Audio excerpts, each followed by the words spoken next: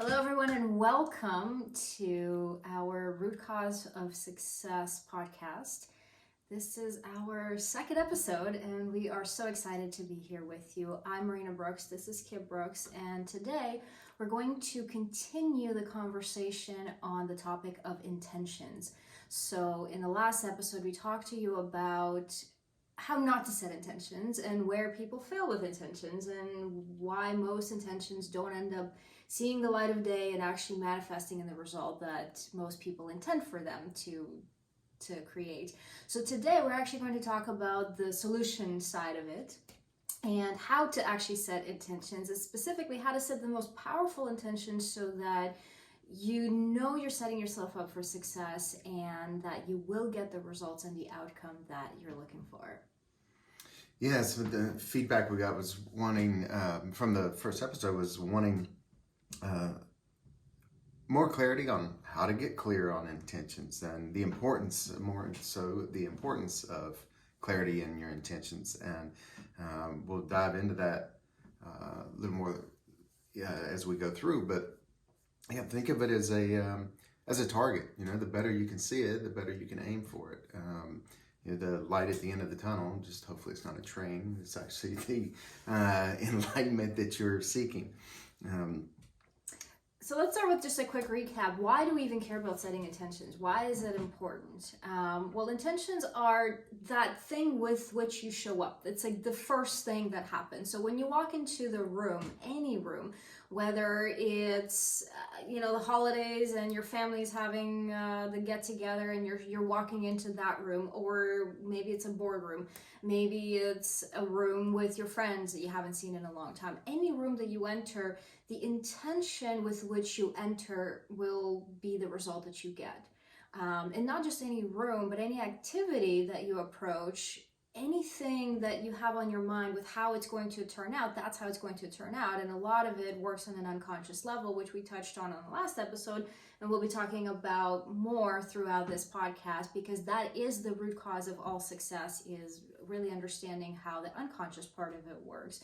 So essentially, what you intend to get out of something is what you get out of something. And kind of carrying that theme of intentionality, when you become intentional with your intention, that is how you are much more likely to get the outcome that you want. So instead of stumbling through life hoping to get the results that not even that you want, but just hoping to get good results and just hoping that, hey, something good will probably happen at some point, maybe, I don't know. That's one way. Another way is to be intentional and create goals and set your intentions in everything. It could be when you're preparing dinner, to intend that it's going to be delicious, that it's going to be healthy, that it's going to be well received by the people that you are preparing dinner for, even if it is just you, that it's going to be digest properly, that it's going to feel good afterwards. All these things, it's all part of intention. It doesn't have to be this big thing that we just do once a year on January 1st. Yeah, one of the things they teach you in, if you ever take a speed reading course, is they tell you, you can read the introduction, but at least read the front and back cover of the book. Get an idea and come up with a set of questions that you're going to enter the book with, and then it programs your mind to actually seek out the answer. And I've noticed this in going to seminars all the time. We'd go in and we would, there would be all these people in a room, and so many of us have an amazing experience, but there would be a couple people there. It's like, I got nothing out of it. And I experienced that as well. And then I started talking to the people who had a better experience than I did, and would talk to them before a seminar, and they would tell me, they go in asking, what am I looking to get out of this? What's the one takeaway I want to get out of this? And I started applying that, and my results just skyrocketed. And then I started applying it to conversations I would have. It's like, what do I want this person to leave with? And what do I want to leave with this? Do I want to leave with a deeper connection, or just leave them with something? And it completely transformed how I interact with people all the way around, and the relationships I was building, and how fast I could build rapport. Yeah, it's become such a powerful thing for me that just having that thought, an intention in the form of thought, already gives me results. I remember I used to hate working out, and it's still not my favorite thing, but what I did is I changed my intention around it. It wasn't that I'm going to expect certain results after, getting on the workout bike for 5 minutes. I changed my intention. My intention became that I'm going to get on that bike every single day for 5 minutes. And that was it. My intention was to be consistent and do it every day. The results, all of that in terms of, physical changes, maybe that'll come later. Maybe my intention will shift. But in the past, where I wouldn't set myself up for success is I would set that big goal of what I want to achieve physically, what I want to look like, certain shape that I want to be in, even physically. And every time I'd get on the bike, and then 5 minutes later I'd get off the bike and look in the mirror, and I wouldn't see those results yet, and I would be like, so then the unconscious mind starts going, it's not working, and you hate it, and you don't like doing this, so you're not getting results. What's the point, right? You're not enjoying this, you're not getting results, you might as well stop. And that's how our unconscious mind sabotages our success. So I changed my intention. I just said, I'm just getting on that bike every single day. My unconscious mind doesn't have much to say about it. It's like, okay, that's all we're doing. We're just getting on the bike every day for 5 minutes. All right, sure, let's do that. So that was one thing. The other thing I thought was really cool, our first episode of the podcast.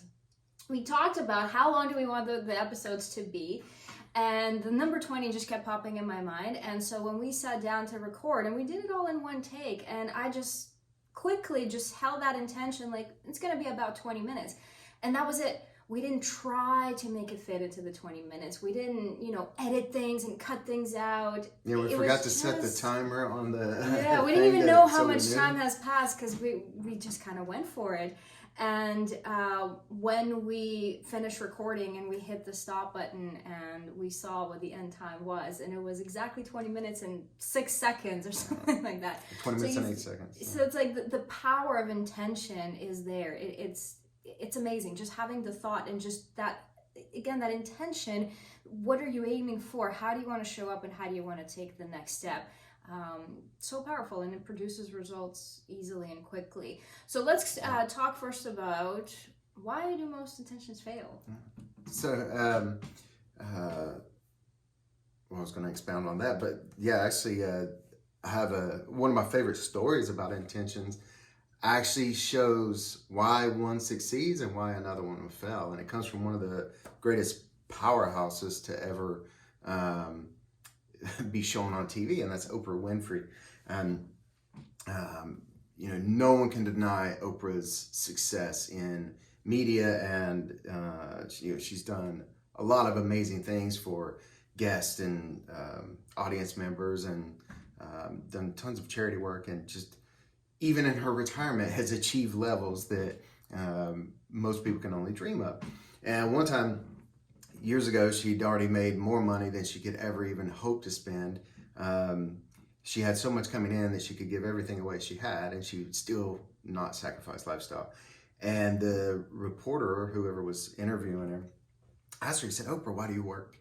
And she was being playful, and she said, why do I work, or why do I work out? And he's like, well, why do you work? And I'm going to read the actual quote because it's very powerful. She says, I work because it's my purpose. It's my vehicle for elevating the consciousness of the planet. It's my vehicle for transforming people's lives. It's what I do. It's why I'm here. It's my purpose for being. And that's a very powerful and clear intention.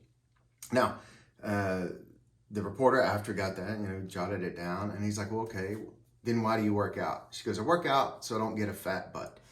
And that shows, no one can argue, with whether you see eye to eye and everything Oprah does or not. It's like no one can argue with the level of success and transformation she's had in her career, in her life, in her brand.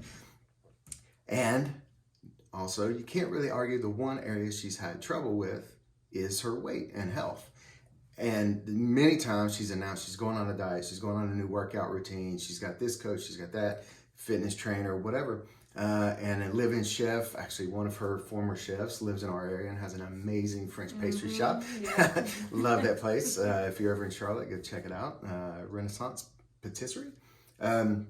But that shows why her intention for why she works is enough to make me get out of bed and go to work. And it's not even I'm not even in her path, I'm on my own. But it has so much emotion and power and clarity to it and purpose. Now, her intention for working out is the complete opposite. It's moving away from what she doesn't want, for one, and also there's not as much passion there. There's not as much drive. It's not a purpose-filled thing. She even said purpose in her reason for working, but her reason for working out is just to move away from what she doesn't want.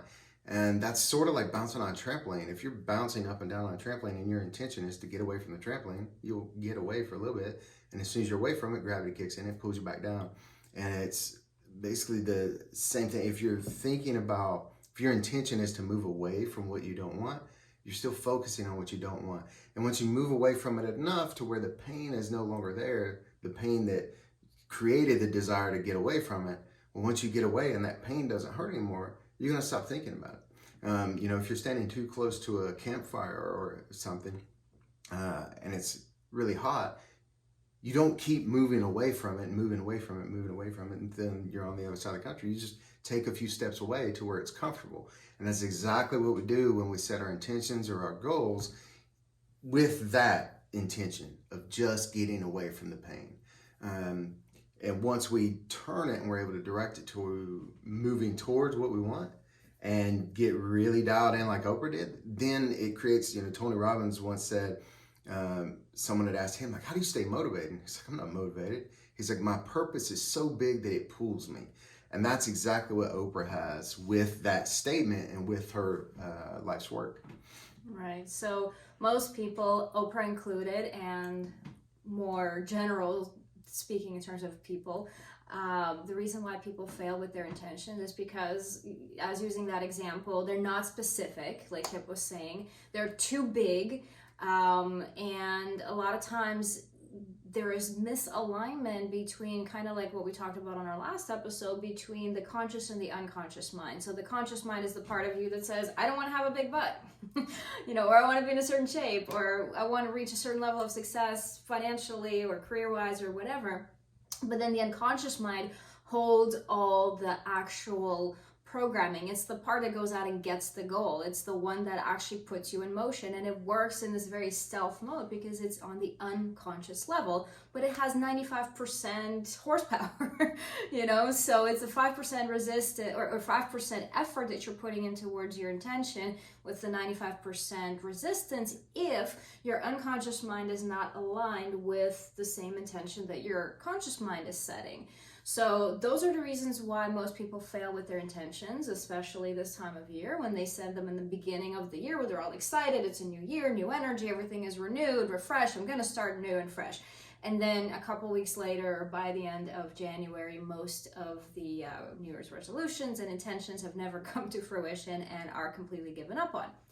So how do we set the most powerful intentions that will actually produce the results that people want and achieve success on the highest level?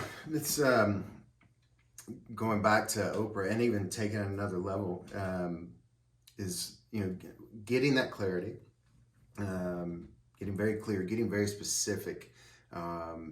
Even in SMART goals, they teach to set measurable goals. And that is one thing that when we talk about it's too big, that's a dangerous line. I don't tell anybody their goal is too big. However, the steps to get there is what we need. So if the goal is huge, and it should be enough to where it maybe even gives you a little anxiety feeling, a little bit mixed with excitement. It's like, whoo, that's, it's already, just the thought of it is pushing that comfort zone. Pushing you out of the cocoon so you can become the butterfly. But where we say too big is, if it's that much of a growth, the unconscious mind can't link getting there easily. And the unconscious mind is all about path of least resistance, taking the easy way. So we need to create those baby steps along the way. And they need to be smaller in the beginning. It's about building momentum, just like Marina with our assault air bike that we have. The better in shape you get, the harder that thing actually is. And it's creating that, okay, I'm just going to go in for 5 minutes a day and build that consistency. 5 minutes isn't a whole lot until you're on it or you're holding a plank or something like that. But the unconscious mind will go along with that because that's not too much out of its comfort zone. So you come up with the idea, you get clear on the vision you want. What's your intention? Where are you going? And then you come up with the baby steps along the way. And in the beginning, make them as small as you need to build that consistency. Because the consistency is the Trojan horse that will sneak in on the unconscious mind and get it to go along and play right along without throwing up any baggage as a defense. If you go out and it's like, okay, I'm going to spend an hour on the air bike every single day, the unconscious mind is going, no way. Because about 30 seconds in, you realize how long that hour is going to feel like. And the unconscious mind is going to tear you down. Now, once you get that clarity, build what we call an internal representation, an IR. It's an internal picture, something that represents that idea, that goal, that intention to you. It can be a short little 5-second movie, or it can be just a still image, like a piece of art that you would hang on the wall. And to get really attached to it, make sure it's for you. I kind of skipped that step. Don't do it to impress someone else. Like, oh, I'm going to med school because that's what my parents want, even though I really want to be a mechanic. I've actually met someone with that exact same story. And so make sure it's for you, because Oprah's goal, it helps other people. There's ecology in it, but she's doing it because it's her purpose, not because she wants to make mommy and daddy happy, not because she wants to impress her neighbors, any of that stuff. She's in it to win it for her life's purpose. She believes that's between her and the creator and no one else. Get that kind of passion. The more dialed in you can get to that, the more easy it's going to be to overcome. Now, step one is getting clear on what you want. Step two is getting really clear on why you want it. Again, is it for you? 3 is to get it as specific as possible. Then step 4, breaking it down into those action steps, those baby steps along the way to build that momentum. And once you have all that, create that IR and sit with it for a few months. Close your eyes, light some candles, play some music, whatever you've got to do, and just bring it up and elicit anything you'll see, anything you'll hear when that's going on, celebration, whatever it is. And then experience the emotions as if you already have it. And sit with that for a few seconds, a few minutes. The longer you do, the more attached you're going to get your unconscious mind to be for this journey, and it's going to want it. The unconscious mind works very much like a toddler, and once you give it that image and then come out of it by opening your eyes and going back into the real world, the unconscious mind is going to want that back. It's going to want all that praise, all that glory, all that excitement, all those feel-good feelings. Just like taking a piece of candy away from a toddler or a toy. It's going to want it back, and it's going to trigger it to go after it.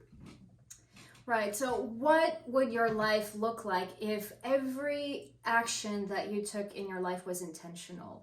Again, from something as small as walking into the room or starting a conversation with someone and having the intention of what outcome do you want? How do you want that person to feel when the conversation is finished? All the way up to the big things, what kind of relationship you want to have in your life, what kind of success you want to have in your career, to your health and fitness, to the bigger goals. So like Kip was saying, it's not that we want you to set small intentions, like set them as big as Oprah, get the goosebumps, get super excited, and then set yourself up for success by setting up those action steps on how are you actually going to get there. Give yourself the stepping stones to cross the river instead of just sitting or standing across the riverbank and looking over the other side and going, oh my God, how am I ever going to get there? So one little stepping stone at a time while holding the bigger vision. And with the bigger vision, like Kip was saying, make sure it's clear. Make sure you know why you want it, that it is self-motivated, that it is something that's really important to you and personal to you, and make it specific. Yeah, and that's what we mean by too big. Sometimes it's so big that we don't know the details. We don't even know where to begin. So get the details, get specific, create that picture in your mind, really a representation, a model of what it looks like, feels like, sounds like, everybody that's involved, that full image. And then once you can hold that for a few moments in your mind, then like Kip was saying, step out of it, and then your unconscious mind will do everything in its power, the whole 95%, to drive towards getting that back, getting that feeling back, getting everything you visualize to actually become a reality in your life.